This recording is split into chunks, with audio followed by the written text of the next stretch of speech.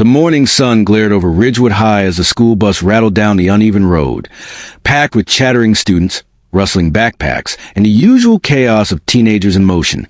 Among them sat Zara Malik, the new girl, quiet, observant, clutching the straps of her worn-out bag like a shield.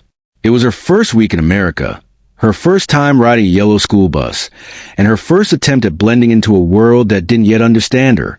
Her accent, her skin tone, the scarf loosely draped around her neck, all of it made her stand out like a target painted red.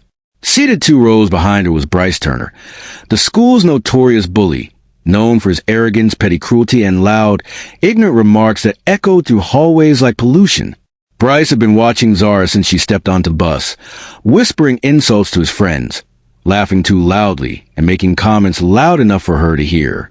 Zara ignored him, staring out the window and silently replaying her mother's words.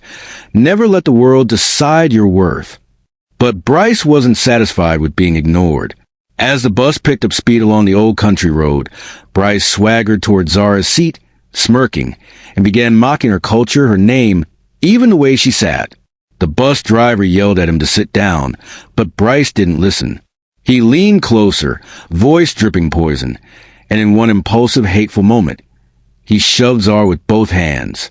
She lost balance and tumbled through the bus door Bryce had secretly unlatched. Her scream was snatched away by the roaring wind as her body hit the dirt road, rolling and scraping against gravel. The bus screeched to a halt, kids screamed and the driver panicked. But Bryce just stood frozen, unaware that the girl he pushed was not the fragile victim he assumed.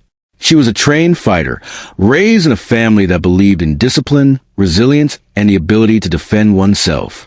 As the dust settled around her, Zara slowly pushed herself up, pain radiating through her limbs but eyes burning with fire Bryce never expected to face. Silence swept over the stunned crowd of students spilling out of the bus as Zara stood tall, brushing dirt from her arms, her breathing steady despite the shock of the fall.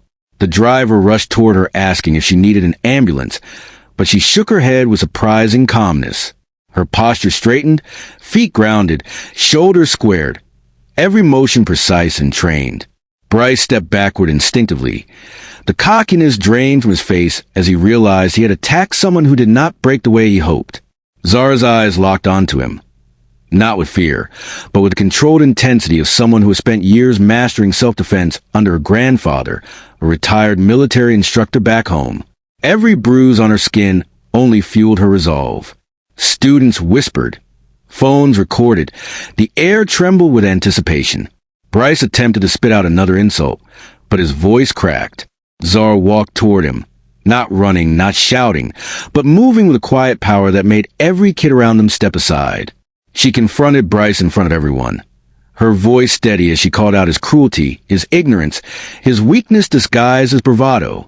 When he swung at her in a final attempt to save face, she sidestepped effortlessly, using her training to disarm him with simple, non-violent defensive moves that left him sprawled on the ground, humiliated and gasping for breath. She didn't hit him. She didn't need to. Her restraint spoke louder than any punch could. Teachers arrived, authorities were called, and Bryce was taken away in handcuffs for endangering a student's life. As Zara stood amidst the chaos, students who once watched from the sidelines now looked at her with respect, admiration, and awe. She had arrived at Ridgewood High not just as a new girl, but as someone who refused to be broken by hate.